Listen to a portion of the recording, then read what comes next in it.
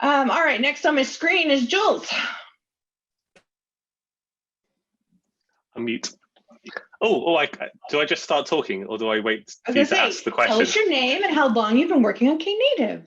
Thank you. I feel deja vu. I almost knew that question was coming.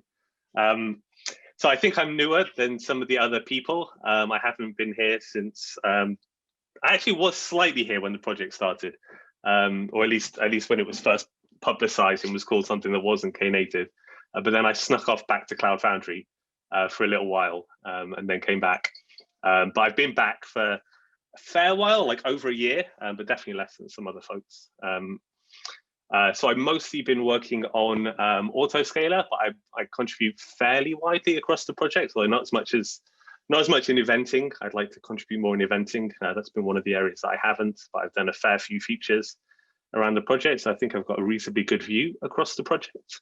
I think that turning a negative into a positive, I think being slightly newer, and especially having worked on Cloud Foundry. So I led the Arini project on Cloud Foundry, which was the effort to move Cloud Foundry onto Kubernetes. So I spent an enormous amount of time talking to people who both want to hide the Kubernetes completely and who want as much Kubernetes as possible. And so I think I've got a different perspective on some things from that, on developer experience and on the Kubernetes stuff, and maybe some different experience just from having been newer to the project. So I've kind of gone through the contributor ladder, given that I had to go through the contributor ladder in the last year, right? I've been the new contributor, struggling to figure out how autoscaler works and how you might possibly succeed in coming up to speed in that. So I think that gives me some idea of some kind of gaps that could be useful, slightly different perspective. Great. And what motivates you to keep working on open source? I think so. For me, I think it's a scope thing. I find it, if I push some code to Knative or Cloud Foundry, the number of people who get to like use that and build other things on it is so much bigger than if I do something for some proprietary piece of software. And I think it's especially because personally, the thing that I get like passionate about, the thing that gets me excited is the idea of people not having to do stuff like replica sets, like stuff that like lets people actually develop code and not worry about all this stuff.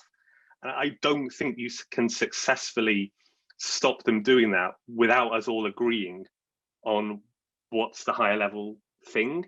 And that I think just requires it to be open source. I like working on open source. I like it for lots of other reasons, but pragmatically, I don't think we can accomplish our mission of people don't have to like figure out what a replica set is in order to push their website without it being open source. So that's my reason. Right. Heads or tails?